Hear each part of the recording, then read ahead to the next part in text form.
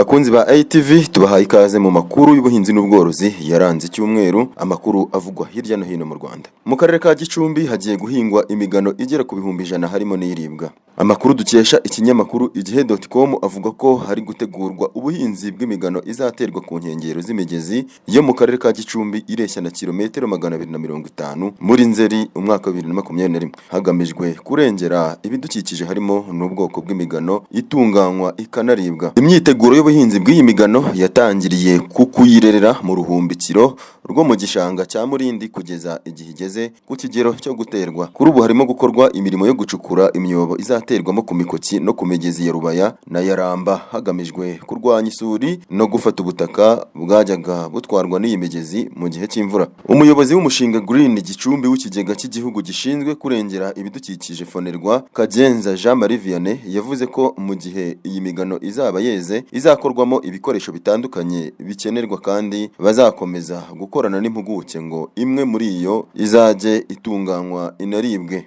Yagize ati iyi migano igihe izaba yeze izakorwamo ibikoresho bitandukanye byo mu nzu no mu mitako, kubera ko mu bwoko bw'imigano tuzatera harimo uburibwa aribwo Bambusa polymorpha na Bambusa textilis, kandi haribwa utugano tukiri duto tugishibuka. Turateganya gukorana n'abahanga bayimenyereye cyane cyane abo mu bihugu iyi migano ikoreshwamo nk'Ubushinwa. Yakomeje agira ati duteganya ko bazatwigisha uburyo bwo kuyitunganya kugira ngo iribwe. Yakomeje agira ati duteganya ko bazatwigisha uburyo bwo kuyitunganya kugira ngo iribwe, hanyuma tukareba uburyo yabyazwa umusaruro ikaba kimwe mu bisubizo byinshi umushinga Green Gicumbi uzatanga mu kwihaza mu biribwa. Kagenza yasabye abaturage kumva ko ibi bikorwa by'uyu mushinga ari ibyabo bakabirengera kuko bibateza imbere. Yagize ati abaturage turabasaba gukunda ibikorwa by'umushinga bakabigira ibyabo kuko umushinga nurangira nibo bazabisigarana mu nshingano. Ni byiza ko bagira uruhare runini mu kubungabunga ibiri kubakorerwa mu rwego rwo guharanira iterambere rirambye. Umushinga Green Gicumbi ukora ibikorwa bitandukanye harimo ibyo kurwanya isuri, ukora amaterasi, kubakira imikoki, gutunganya ibishanga, ibiraro bifasha abahinzi, ubuhinzi bwihanganira imihindagurikire y'ibihe, gutera no gusazura amashyamba, kugabanya ibicanwa ndetse no gukoresha ingufu neza. Uyu mushinga kandi wubakira abatishoboye batuye mu manegeka, ugatanga amahugurwa ajyanye no guhangana n'ingaruka z'imihindagurikire y'ibihe ndetse no kugabanya imyuka ihumanya ikirere. Byitezwe ko mu gihe cy'imyaka 6 uzamara uzakoresha amafaranga y'u Rwanda akabakaba miliyari 32 yatanzwe n'ikigega gitera inkunga imishinga yo guhangana n'imihindagurikire y'ibihe Green Climate Fund CGF, ukazakorerwa mu mirenge 9 yo mu karere ka Gicumbi. Mu yandi makuru ATV yabakusanyirije kuri wa gatandatu harimo n'amakuru y'ubworozi, aho ikigo cy'igihugu gishinzwe iterambere ry'ubuhinzi n'ubworozi RAB cyatangije umushinga wo koroza abakene amatungo magufi. Muri iyi nkuru dukesha ikinyamakuru Kigali Today, ikigo gishinzwe guteza imbere ubuhinzi n'ubworozi RAB cyatangije umushinga wo koroza abaturage bakennye amatungo magufi ariyo ihene, intama, ingurube n'inkoko. Uyu mushinga watangirijwe mu karere ka Nyamagabe kuri uyu wa 8 Nzeri 2021 nka kamwe mu turere 15 tuzakorerwamo uyu mushinga hagamijwe guha abakene bo mu cyiciro cya mbere n'icya kabiri uburyo bwo kwikura mu bukene no mu mirire mibi nk'uko bivugwa na Claude Musabyimana, umunyamabanga uhoraho muri Minisiteri y'Ubuhinzi n'Ubworozi. Yagize ati ni umushinga uzafasha abakene kwinjira mu bworozi bw'amatungo magufi, bizatuma tugabanya umubare w'abakene mu gihugu, tugabanye n'ibibazo by'imirire mibi, ariko noneho byongere n'umusaruro wabo, ni ukuvuga kubona amafaranga babeshaho. Uyu mushinga uzafasha n'aborozi bo mu byiciro icya 3 n'icya 4 by'ubudehe, kuko kimwe n'abazorozwa muri bo hari abazahabwa amahugurwa kugira ngo barusheho korora neza. Umushinga kandi uzafasha aborozi kubona amasoko, hashyirweho amabagiro y'ingurube ndetse n'amavuriro y'amatungo ku buryo arwaye abantu bazajya bajya kuyavuza. Biteganyijwe ko mu gihe cy'imyaka 5 uyu mushinga uzamara hazatangwa ingurube 3,000 ku miryango 3,000, hanyuma nayo ikazitura indi ku buryo zizagera ku miryango 15,000. Hazatangwa kandi intama 4,500 ku miryango 2,250 kuko buri muryango uzagenerwa 2 ndetse n'ihene 5,850 ku miryango 2,925. Abahawe ayo matungo yombi ni ukuvuga ihene n'intama bazanahabwa inkoko 10 kandi nabo bazitura bagenzi babo. Muri rusange hazatangwa inkoko 67,500 ku miryango harimo 6,750 kandi biteganijwe ko haziturwa izigera ku 270. Uwo mushinga uzakorerwa mu turere 5 twose two mu ntara y'Amajyaruguru, 5 two mu ntara y'Amajyepfo ari two Huye, Gisagara, Ruhango, Nyamagabe na Nyaruguru, ndetse no mu turere twa Ngororero, Nyamasheke, Karongi, Rutsiro na Nyabihu two mu ntara y'Iburengerazuba. Musabyimana avuga ko muri rusange two turere tuzakorerwamo uwo mushinga ari uturi mu gice cy'isunzu rya Kongo Nile, dufite ubutaka bukenera guhongerwa cyane kugira ngo bwere, bigatuma abahatuye bahinga ntibeze bihagije, bityo n'ibyo kurya bikababana bikeya. Ikindi ngo turi hafi ya Kongo kandi ari isoko rinini ry'inyama, ariyo mpamvu hatekerejwe ko ubworozi buzazahura abaturage baho. Abasanzwe bakora umwuga wo korora amatungo magufi bumvise iby'uyu mushinga bavuga ko biteze ko uzatuma ubworozi bw'amatungo magufi butera imbere ku bw'amahugurwa aborozi bazahabwa no ku bw'amasoko bazafashwa gushaka. Uwitwa Nkeza Rugamba Sylvain w'Inyamagabe worora inkoko n'ingurube yagize ati ku bijyanye n'ubworozi bw'ingurube, kugeza uyu munsi umuntu araza akayireba akayigura atabanje kuyipima ngo umuntu abe yavuga ko yatwawe ku giciro runaka. Amasoko nanoga ntekereza ko azatuma umworozi aho ari nawe yumva agize ubushake bwo korora ku buryo byamubera umwuga. Hitezwe ko n'amavuriro y'amatungo azafasha aborozi b'amatungo magufi kuko kuri ubu kuyabonera veterineri bitaborohera akenshi agapfa.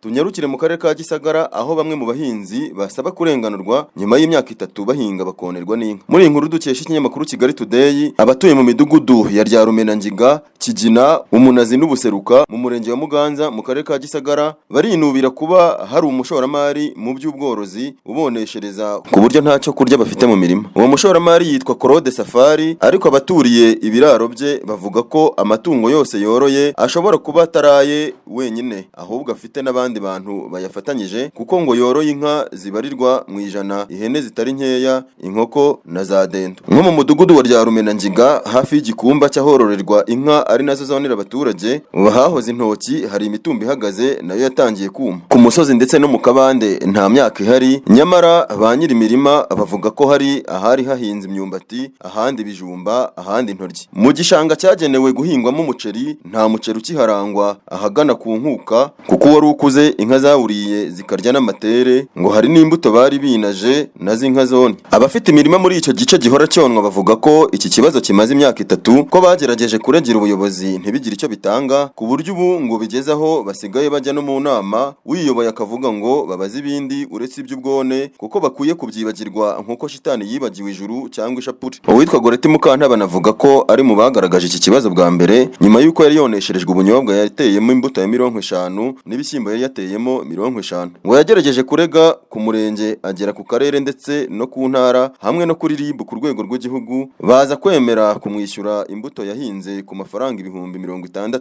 Agira ati banyishyuye 40,000 bambwira ko bazanyishyura nasigaye ariko ntayo bampaye, gusa nyuma yaho barushijeho kunyoneshereza bavuga ko barishye. Inyase banga mwabo bigaragara ko ari umugabo w'igikwerere n'ijwi wumva ririmo ikiniga, nawe yagize ati yanyoneshereje imirimo 2 y'umuceri usigaje icyumweru kimwe ngo nsarure, n'imigenda 8 y'ibijumba bambariye bahagenera 450. Hari mu kwa 7 ariko na n'ubu nta n'igiceri cy'icumi barampa, ndagenda ngo nzaze ejo abana baraburara nugupfa nta kundi. Garatsiye Nzamwita kuze nawe yagize ati njyewe nari mfite umurima w'umungoti n'igice hafi y'ibiraro, nahinze amasaka sinasarura, mpungikamo imyumbati sinarya, nshyiramo amateke sinarya, insina zirarya zirarangiza, uko minze sinsarura. Inzara inyishe ndahamuha anyishyura 10,000 gusa, none n'ubwone banze kubunyishyura ngo byararangiye. Muri rusange aba baturage kimwe na bagenzi babo benshi bonesherejwe kuko ubu ngubu imisozi yambaye ubusa, bavuga ko iyo bitegereje basanga uriya mushoramari aboneshereza kugira ngo nibarambirwa bazamugurishe ubutaka bwabo ku mafaranga makeya, kandi ni nako bigenda. N'ikimenyimenyi ngo uretse kuba bavuga ko amatungo yabacitse akajya kona imyaka nk'ibishyimbo, imyumbati n'ibindi, usanga iyo bari mu rutoki bazigaburira. Uwitwa Jose Mukeshimana yagize ati ibitoki aho inka idashyikira baragonda bakazihereza n'amakoma nuko. Ibi bituma hari abaturage usanga barasigaye heru, urugero nko kubamugurishije ubutaka harimo 3 bapfuye imiryango yabo ikaba isigaye ntawe ihagaze, ngo hari n'uwapfuye habura hava amafaranga yo kugura ikirago cyo kumushyinguramo. Kigali Today dukesha iyi nkuru ntiyabashije kuvugana na Safari ngo avugaho ageze yishyura abo yoneshereje ndetse n'ingamba yafashe kugira ngo bihagarare ko bamushatse kuri telefone ntabashe kuboneka. Icyakora umunyamabanga nshingwabikorwa w'umurenge wa Muganza Jean Baptiste Kayinamura yabwiye Kigali Today ko batangiye gukemura icyo kibazo bagasaba Safari kuzitira ubutaka bwe kugira ngo amatungo ye yoye gukomeza konera abaturage nubwo atarabitangira. Ubwone nabwo ngo bwarabazwe kandi yiyemeje kuzabwishyura, anasabwa guhindura abashumba kuko abafite birangarira bakoneshereza abaturage. Naho ku bijyanye no kugura ubutaka ngo yabwiye abaturage ko ari uburenganzira bwabo kubugurisha cyangwa kutabugurisha. Yunga amati uwumva yanyurwa n'amafaranga bamwishyura, ariko utabishaka ashobora no kureba isambu hanyuma nyirinka akaza akayishyura akamuguranira. Gitifu Kayinamura anavuga ko kariya gace Safari arimo kororeramo byemejwe n'inama njyanama y'akarere ka Gisagara ko kazagirwa agace k'ubworozi mu rwego rwo guteza imbere ubukerarugendo bushingiye ku buhinzi n'ubworozi. Icyakora umuyobozi w'akarere ka Gisagara wungirije ushinzwe ubukungu Jean Paul Habineza avuga ko ibi ntaho bihuriye no kuba abaturage bonesherezwa kugira ngo bagurishe ubutaka bwabo, kuko Safari yari ahasanganywe isambu nini yasigiwe n'ababyeyi be. Kigali Today kandi yifuje kumenya icyo Minisitiri w'Ubutegetsi bw'Igihugu Jean Marie Vianney Gatabazi avuga kuri iki kibazo abaturage bavuga ko kimaze imyaka 3 cyarabuze gikemuka. Avuga ko yavuganye n'ubuyobozi bw'akarere ka Gisagara akabusaba kugikemura kandi ko nawe azaza kwirebera uko byifashe. Dusoreze kuri iyi nkuru ivuga ko Minisitiri Mukeshimana ahamya ko u Rwanda ruharanira kugwiza umusaruro mu buhinzi. Iyi nkuru dukesha ikinyamakuru Tarifa ivuga ko Minisitiri w'Ubuhinzi n'Ubworozi Dr Mukeshimana Gerardine yabwiye abandi banyacyubahiro ko u Rwanda rukora ibishoboka byose kugira ngo umusaruro mu buhinzi wiyongere, bityo abaturage bihaze mu biribwa bice n'igwingira mu bana. Ibi yabivugiye mu kiganiro yatanze mu buryo bw'ikoranabuhanga cyatangiwe mu nama yahuje abaminisitiri n'abandi bayobozi bakora mu rwego rw'ubuhinzi n'ubworozi. Mukeshimana avuga ko muri iki gihe isi iri gushaka uko yikura mu ngaruka z'icyorezo cya COVID-19, u Rwanda narwo ruri gukora uko rushoboye ngo umusaruro w'ibikomoka ku buhinzi n'ubworozi wiyongere. Yagize ati dukorana n'abakorera mu rwego rw'ubuhinzi kugira ngo twongere ibibukomokaho kandi tugahana inama n'izindi nzego. Dukorana kandi no mu rwego rwo kongera ibyo twohereza hanze biva mu buhinzi no mu bworozi. Dr Gerardine Mukeshimana yavuze ko hari iterambere rigaragara mu buhinzi bw'u Rwanda, harimo umusaruro w'ibikomoka ku buhinzi bw'imboga n'imbuto, kuhira ku butaka buhinze buhujwe n'ibindi. Yavuze kandi ko ubuhinzi bw'u Rwanda butatera imbere abagore batabugizemo uruhare, iyi ikaba ari nayo mpamvu abenshi mu babukora ari abagore. Naha ducumbikiye amakuru ATV yabakusanyirije kuri wa gatandatu. Turabashimiye mwe mwese mwaduteze amatwi, turabararikira andi makuru ku buryo burambuye. Wa gatandatu w'icyumweru gitaha mwari kumwe nanjye Elias Hakizimana.